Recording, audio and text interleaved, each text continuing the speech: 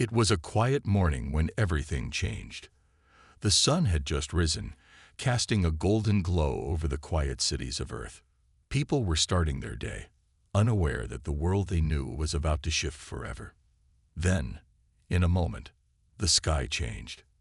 At first, no one knew what they were looking at. A flash of light, a shimmer in the sky, a strange metallic shape hovering high above. Too big to ignore. It wasn't a plane. It wasn't a satellite. It was something else, something new, something alien. Across the world, people stopped what they were doing. They stared up, trying to make sense of the sight. At first, it seemed like a distant cloud or some kind of atmospheric phenomenon. But then more appeared. Hundreds, thousands, all slowly descending in perfect formation. They were ships, vast and silent, gliding through the atmosphere without a sound. They were enormous, like mountains floating above the earth. No one could explain what was happening. No one knew what to think. In New York, Isabel Carter, a young scientist with a reputation for solving puzzles, had just finished her early morning coffee when her phone buzzed. She picked it up without thinking, her eyes catching the message from her colleague. "You need to see this. The sky. Now." Isabel frowned and looked out the window. There, above the skyline, was the unmistakable silhouette of a ship. Her heart skipped a beat. It was unlike anything she had ever seen. The government was already on alert, scrambling to figure out what this strange arrival meant. Isabel was quickly called to the Pentagon, where the world's top scientists and military leaders were gathering. The aliens, if that's what they were, had been spotted in nearly every corner of the globe. But what did they want? Were they hostile? Or was this some kind of strange first contact? Isabel and the other experts were ushered into a dark, secure room. The room was filled with people arguing, their voices overlapping in a wave of confusion and fear. Some were sure it was a threat, an invasion. Others were hopeful that this was peaceful. But everyone agreed on one thing. The world was changing, and they had no idea what came next. "Everyone, please calm down," said Commander Samuel Wells, a grizzled military leader who had seen his fair share of crises. He was clearly trying to maintain control, but even he couldn't hide the uncertainty in his eyes. "We need information. We need answers." For hours, there was silence. The ships remained suspended in the sky, silent and unmoving. They didn't shoot. They didn't make any demands. They just watched. It was as if they were waiting for something. But what? No one knew. No one could answer that question. Then, as the day turned to night, something changed. A single ship, larger than the others, began to move. Slowly, it descended toward the earth. The entire world watched as it lowered, until it hovered just above the ground in a deserted area in the middle of a vast desert. This ship did not land. It hovered, like it was floating on an invisible cushion of air. Then the unthinkable happened. The ship opened, revealing a strange, glowing portal in its side. A hum filled the air, loud enough to shake the bones of everyone who could hear it. The glow from the ship reflected off the desert sands, casting long, eerie shadows. For a moment, everything seemed to freeze. People across the world watched this moment unfold on their screens, their breath caught in their throats. A voice, low and powerful, came from the ship. It wasn't spoken.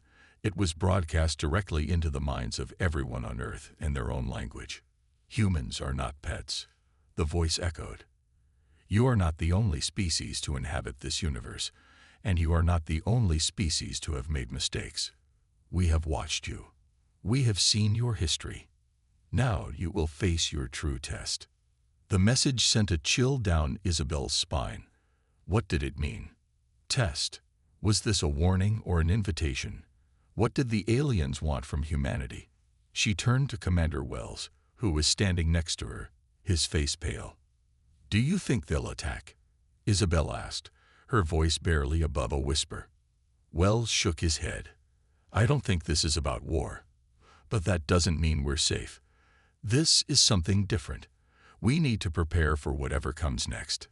As the days passed, more of the alien ships made their descent, each one hovering over key locations around the globe.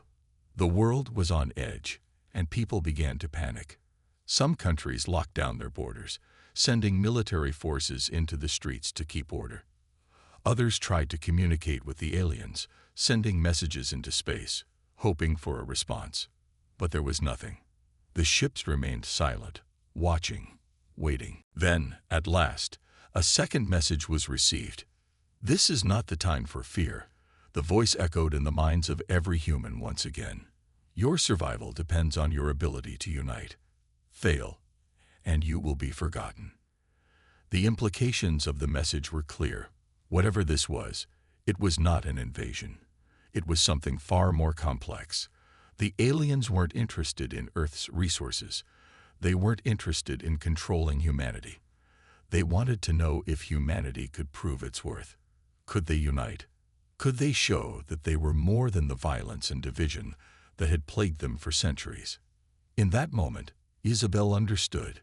This was a test, not just of survival, but of humanity's true potential.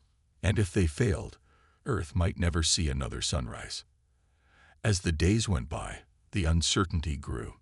People began to question everything they thought they knew about their world. Were they truly ready for what the aliens had in store?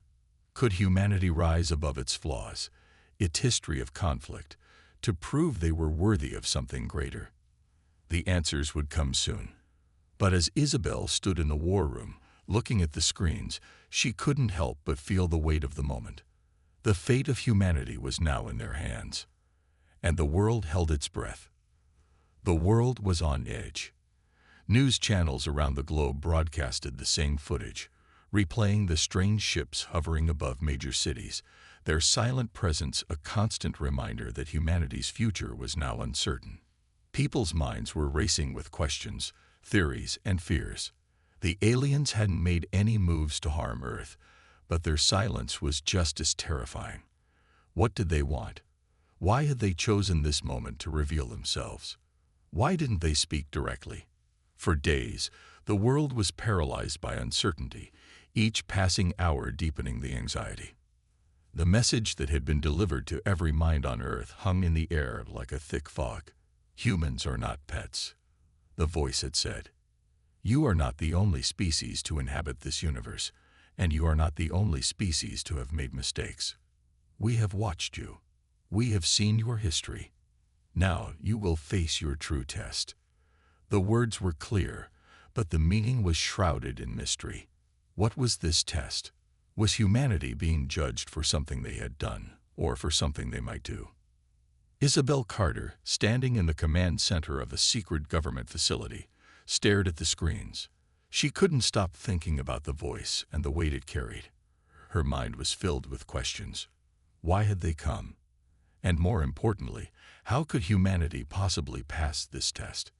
As one of the leading scientists now tasked with understanding the aliens' true intentions, Isabel knew she had to find answers. Answers that could mean the difference between survival and annihilation.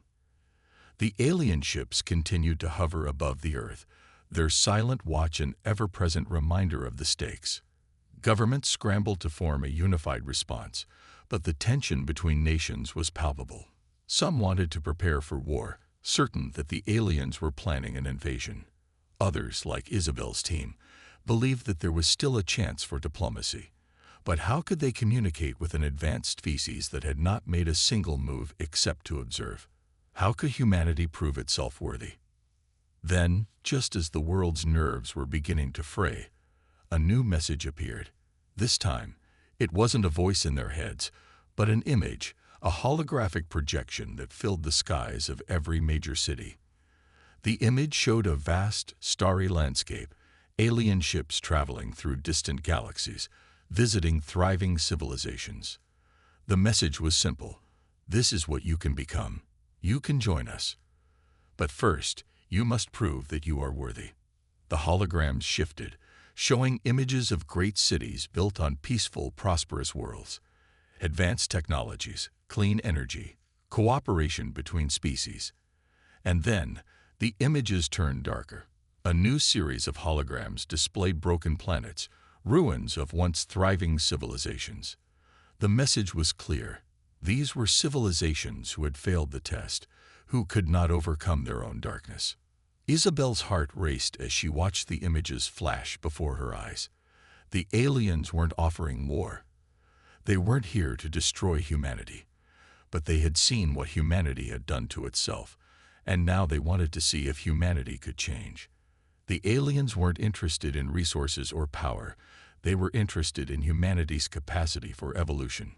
Could humans rise above their greed, their violence, their history of division? Could they prove that they were capable of joining a galactic community? As the images faded, a final message echoed through every communication device. You have been given a chance. Your survival depends on your ability to unite and to evolve. Fail, and you will be forgotten. Succeed, and you will join us in the stars. The world held its breath. Isabel felt a heavy weight in her chest. The message was clear. This wasn't just about Earth. This wasn't just about humanity surviving the test. It was about something much bigger, about humanity earning its place in the greater universe. But could they do it? Could the people of Earth, so divided by war, hatred, and greed, come together to prove they were worthy of joining the stars? In the days that followed, nations began to make small steps toward cooperation. Leaders from around the world met, putting aside their differences, working together in the face of a common challenge. But old habits didn't die easily. Tensions between countries still simmered. Leaders bickered, decisions were delayed, and the fear of the unknown paralyzed many. Would they succeed in showing the aliens that humanity was more than just a violent, divided species? Or would they fail and be left behind in the vast, cold expanse of space? In the midst of it all, Isabel found herself wrestling with doubt. She had seen glimpses of humanity's potential, small acts of kindness, moments of unity. But would these be enough? Was humanity ready for the challenge the aliens had set before them? She couldn't shake the feeling that the aliens were watching closely, waiting for any sign that humanity could rise above its flaws. Time was running out, and Isabel couldn't help but wonder, would Earth be able to prove it was ready for the stars? The pressure mounted as the world continued to work toward a solution. Every decision, every action, felt like it could be the one that determined whether humanity succeeded or failed. The clock was ticking, and the aliens, silent and looming, watched from above. The days following the second message from the aliens were filled with confusion, fear, and a strange sense of anticipation. World leaders scrambled to interpret what had been shown to them. The holographic images, depicting both flourishing civilizations and the ruins of failed species, left a lasting impression. The reality of what humanity faced began to sink in. This was no ordinary encounter. It wasn't an invasion, nor was it a simple first contact. The aliens had come with a purpose, and it was one that challenged the very core of what humanity stood for. In the weeks that followed, Isabel Carter, along with a team of experts, was tasked with determining the nature of this test. They studied the alien ships and their technology, trying to understand how the aliens could have observed humanity for so long.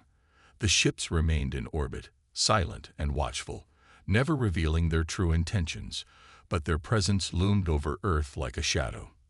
Isabel knew that time was running out. Every day that passed brought them closer to a decision, but what kind of decision would it be? The message had been clear. Humanity's survival depended on their ability to unite, to evolve. Yet it seemed that the more the world tried to come together, the more fractured it became. Old rivalries resurfaced. Countries began to argue over resources, and each nation tried to claim more power for itself in an effort to secure its place in the new world order. It was as if the shadow of the aliens had amplified humanity's worst traits, rather than encouraging the unity they needed to survive. As tensions rose, Isabel and her team were called to an emergency meeting. The government was preparing to launch an initiative designed to bring nations together in the hope of passing the first trial. But Isabel felt a nagging doubt in her mind. Could humanity really change? Could they set aside centuries of division and distrust long enough to prove they were worthy? Or would they fail the test before they even had a chance? The idea was simple, yet daunting. The first trial, as Isabel and her team had concluded, was not just a test of diplomacy. It was a test of humanity's willingness to work together for the greater good. The world had to show the aliens that they could unite, that they could put aside their differences, and focus on something greater than themselves. It wasn't just about avoiding conflict or agreeing on a common goal. It was about true cooperation, the kind of cooperation that had never been seen before on Earth. As the trial began, the atmosphere was tense. World leaders gathered in neutral locations, each one hoping to play a part in the global decision-making process. At first, it seemed promising. Leaders shook hands, exchanged pleasantries, and made speeches about unity. But Isabel couldn't ignore the underlying tension in the room. Each nation was suspicious of the others. They watched each other carefully, waiting for a mistake, a crack in the facade of cooperation. The history of distrust was too deep, too ingrained. The first test came in the form of a global peace treaty, one that would set the foundation for a united Earth. It wasn't just a symbolic gesture. It was a tangible plan for cooperation, trade, and shared resources. The treaty was designed to be a starting point for humanity to work together. But as the leaders began to debate the terms, cracks quickly began to appear. One country wanted more resources, another demanded more military power. Some countries hesitated, unsure if they could trust others not to take advantage of them. The room was filled with tension as each leader made their case, and Isabel realized that the aliens were watching. The fate of humanity rested on how they handled this first trial. Despite the progress at the table, the underlying hostility couldn't be ignored. The world had been divided for so long that the idea of true unity seemed impossible. Isabel sat in the back of the room, her mind racing. Was it possible for humanity to change so quickly? Was it even possible for them to overcome their own flaws and reach a new understanding? As the debate continued, Isabel began to notice something. Amid the bickering and distrust, there were small moments of cooperation. One leader stepped in to mediate a heated argument. Another offered to share resources with a struggling country, even though it wasn't in their best interest. Slowly, a sense of compromise began to emerge. It was small, fragile, but it was there. The first trial wasn't about achieving perfection. It was about showing the aliens that humanity could rise above its flaws, that they could see past their immediate self-interests and work together for the greater good. And for the first time in centuries, Isabel felt a flicker of hope. It wasn't much, but it was something. Maybe humanity wasn't as broken as she had feared. As the day wore on, the leaders finally agreed on the terms of the treaty. It wasn't perfect, but it was a start. It wasn't about giving up everything for the sake of the other nations, but it was about finding a way to balance their own needs with the needs of the world. When the treaty was signed, Isabel could almost feel the weight lifting off her shoulders. They had passed the first test, not perfectly, but they had shown that cooperation was possible. They had shown the aliens that humanity wasn't just a species of violence and division. There was hope for the future. But as the treaty was signed, the alien ships remained silent in the sky. They hadn't made their move yet. The next trial was coming, and Isabel knew it would be even harder. The aliens weren't done watching. They had only begun to test humanity's true potential. The first trial was over, but the real test was just beginning. And Isabel wasn't sure if humanity was truly ready for what was coming next. The world had barely caught its breath after the first trial when the aliens made their next move. It was subtle at first. No dramatic announcement, no new holograms or mysterious broadcasts. Instead, it began with a shift in the behavior of the ships that still hovered silently above Earth. They were no longer completely still. The ships began to move, slowly, almost imperceptibly, as though they were preparing for something. People across the globe noticed the change, but no one knew what it meant. The sense of urgency that had been building steadily in Isabel grew stronger. Something was coming, something bigger than the first trial. Isabel and her team were summoned to the Pentagon once again.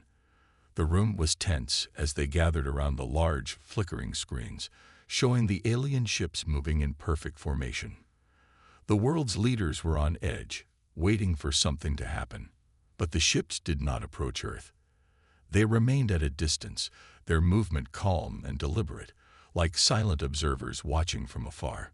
It was almost as if they were waiting for humanity to do something. Something specific. "Is this another test?" Isabel asked, her voice filled with uncertainty. "It has to be," replied Commander Wells. "They've already shown us that they want us to prove something. This isn't over." Isabel couldn't shake the feeling that the aliens were testing more than just humanity's ability to cooperate. The first trial, the peace treaty, had been passed, but barely. The cracks in human unity were still there, hidden just beneath the surface, ready to resurface at any moment. And now, with the second trial looming, Isabel felt the weight of it all, because this next challenge wouldn't just test humanity's ability to cooperate, it would test their very nature. Weeks passed in silence, but the tension never eased. The media coverage of the peace treaty's success had given people a glimmer of hope, but no one was foolish enough to think that everything was over. The world's fragile cooperation could fall apart at any moment. And deep down, Isabel felt a creeping fear. The aliens had seen humanity's flaws in the first trial. They knew humanity wasn't perfect. What would happen when the real test came? Then, one evening, the aliens finally spoke again. The voice, the same one that had echoed in the minds of everyone on Earth, filled the air once more. But this time, the tone was different. It was deeper, more serious. The message wasn't broadcast through television screens or holograms. It was broadcast directly into people's minds, wherever they were. The voice seemed to come from everywhere, like a quiet hum beneath the surface of reality. It was as if the entire world was being drawn into a single, unified moment. "Humanity has passed the first trial," the voice began, its tone somber. "But it is not enough. You have proven that you can work together for now. But what will happen when your unity is tested? The second trial will begin." The voice paused, as if letting the weight of the words sink in. "You will be given a choice that will define your species. You will either rise above your nature, or you will fail. This is the true test of your worth. Choose wisely." The words hung in the air like a heavy fog. What did they mean? What choice would humanity have to make? The aliens had not revealed anything specific. The cryptic message was a challenge, but also a threat. Isabel's stomach turned as she realized that this test would not be as simple as the first. There was no clear path forward. This time, humanity would have to face a decision, a moral choice that would determine whether they were truly worthy of joining the stars. In the days that followed, global anxiety reached new heights. People everywhere began speculating about the meaning of the message.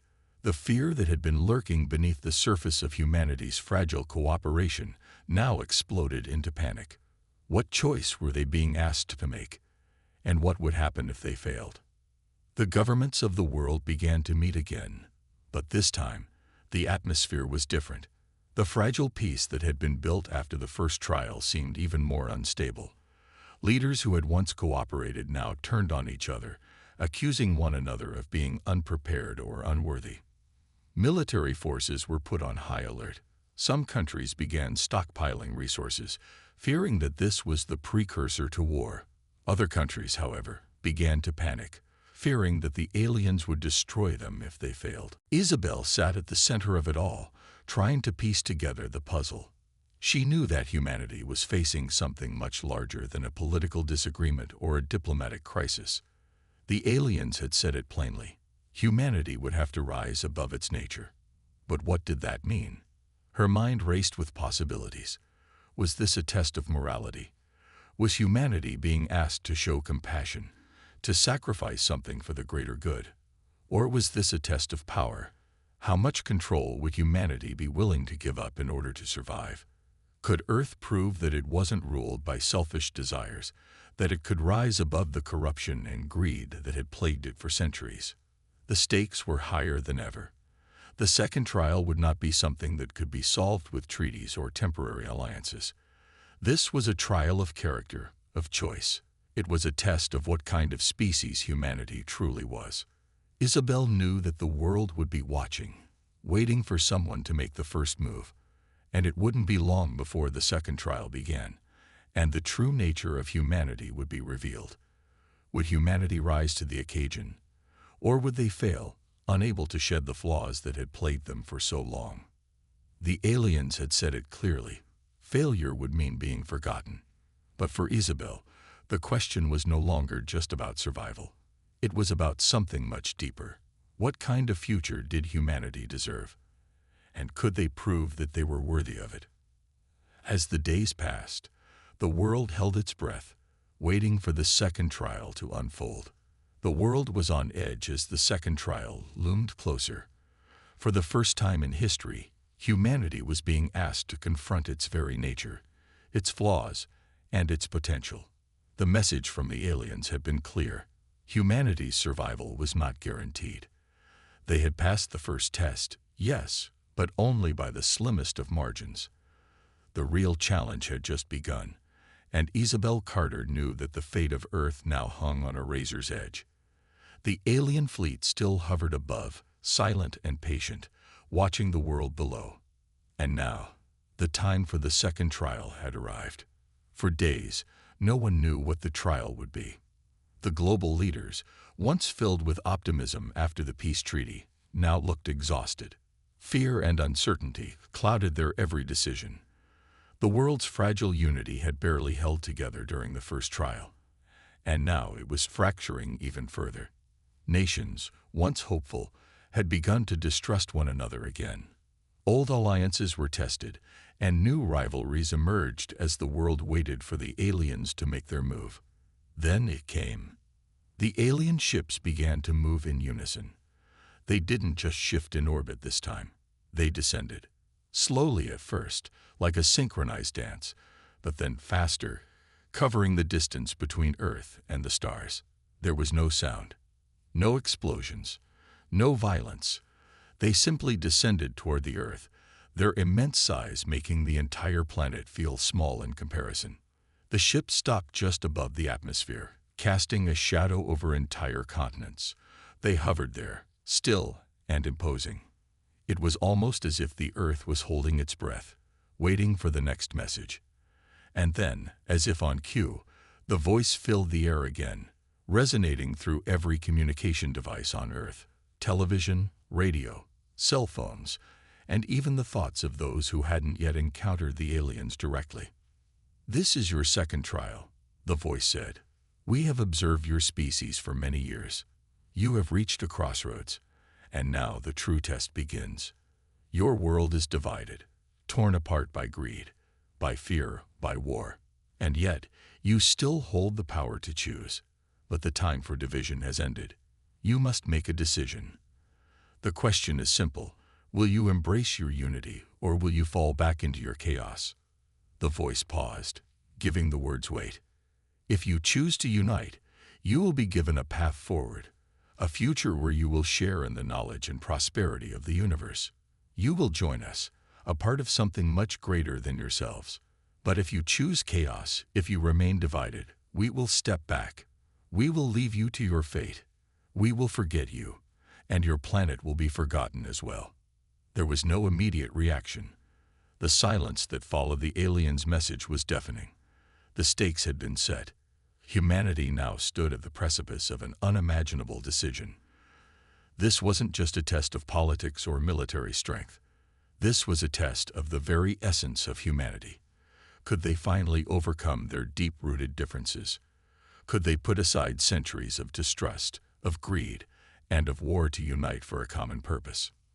Isabel sat at the edge of her seat as the message repeated in her mind. This was no longer just about Earth's survival. This was a test of humanity's ability to transcend its flaws.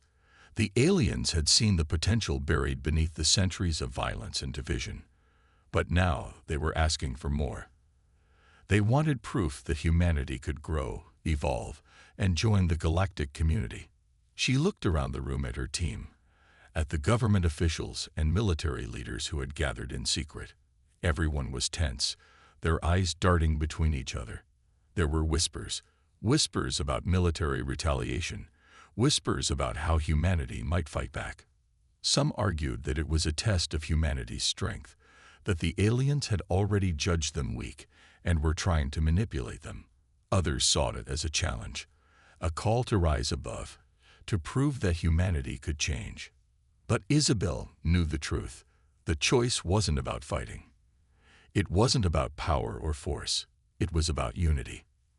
The aliens had made it clear. Humanity's future depended on whether or not they could work together. This was the real test.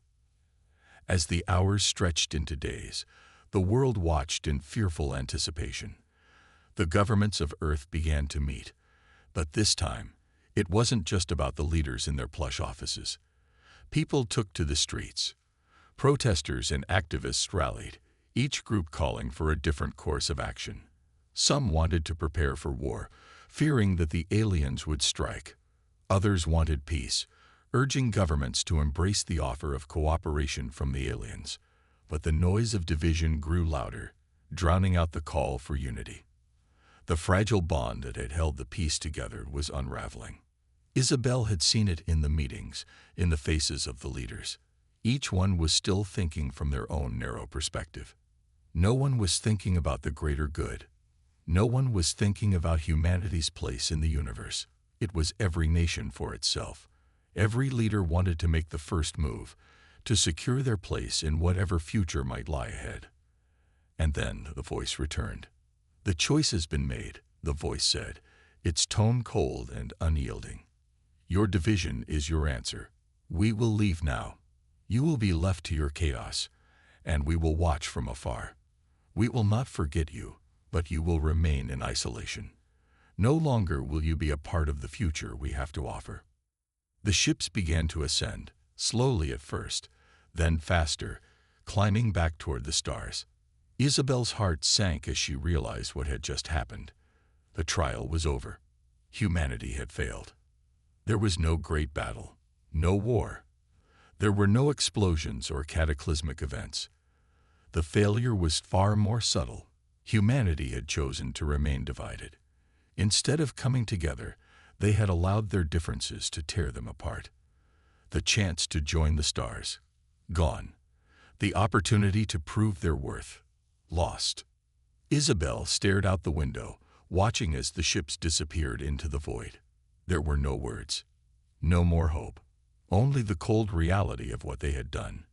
Humanity had failed, and the consequences were more profound than anyone could have imagined. But even as the ships left, a small part of Isabel held on to a flicker of hope. Perhaps this wasn't the end. Perhaps this was just another beginning. As the alien fleet disappeared into the stars, leaving Earth behind, a heavy silence descended upon the planet. It was as if the entire world had been holding its breath. And now, at last, it exhaled. But this was not a breath of relief. It was the sharp intake of a species that had just faced its most monumental failure.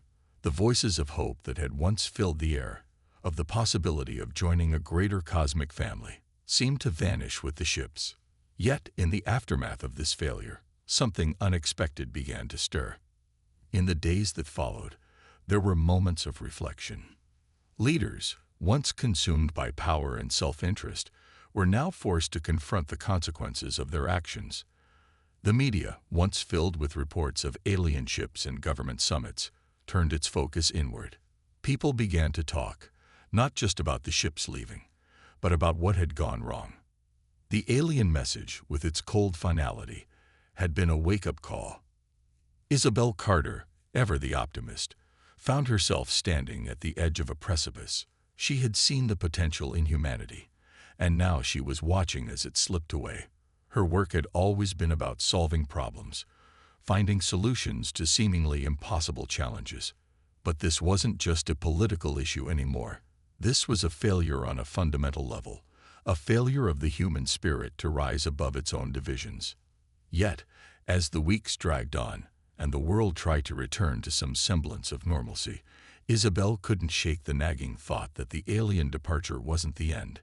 It was just the beginning. It started in small pockets, small moments of connection that went unnoticed by the masses. In cities across the world, groups of strangers came together. Scientists, activists, environmentalists, and philosophers gathered in underground meetings, talking about what had gone wrong, but also what could still be done. They shared their visions for a future that was no longer bound by borders or greed. They spoke of a new era of collaboration and exploration, an era where humanity, despite its failure, could still rise to something greater. Isabel couldn't ignore these small sparks of change. For the first time, she saw the seeds of unity being planted in the cracks left by the failure. People were beginning to understand what had gone wrong, and more importantly, they were starting to realize that they had the power to fix it. It wasn't going to be easy. It would take time, and perhaps even more trials, but the idea that humanity could still evolve, still find a path forward, began to take root. Then, one morning, Isabel received a strange message. It wasn't from any government official or world leader, but from an anonymous source. It was a single line of text, simple yet haunting. "We are watching again. The trial is not over." The message sent a shiver down her spine. The aliens? Could it be that they hadn't completely abandoned humanity? Could they have been watching all along, waiting for this moment? The moment when humanity finally realized its own potential. Isabel wasted no time. She gathered her team and began to sift through the data. They were searching for clues, anything that might indicate that the aliens were still observing, still testing humanity. It didn't take long before they found something. An anomaly in the communication systems, a pattern in the signals from the alien ships, one that hadn't been there before. It was faint, barely perceptible, but it was there. The aliens weren't gone. They were still watching. And this time, Isabel believed they weren't going to leave. They were waiting for something. They were waiting for humanity to prove itself. The world had failed the first test, yes, but now there was an opportunity for redemption. The aliens had seen humanity at its worst, fractured, divided, and driven by selfish interests. But now, the true test of humanity's worth wasn't about politics or power. It wasn't about treaties or military strength. It was about the quiet, slow change that had begun to happen after the trial ended. It was about the realization that humanity had to change and the willingness to evolve. But there was still so much to do. The leaders of the world needed to see that change too. Isabel knew that the future of Earth was now in the hands of those who were willing to do what the first generation of leaders had failed to do. Come together not out of fear, but out of the desire to build something greater. In the days that followed, Isabel and her team began to meet with global leaders, those few who had been left untouched by the corruption of power, those who still believed in the potential of humanity. They proposed a new initiative, one that would bring together the best minds of every nation, regardless of political or cultural differences. This was not about forming another treaty. This was about building something new from the ground up. A new foundation that was based on collaboration, innovation, and the shared vision of a united humanity. The world leaders didn't all agree immediately. There were still those who clung to old ways, who feared the change that was being proposed. But Isabel persisted, knowing that the second chance was something rare.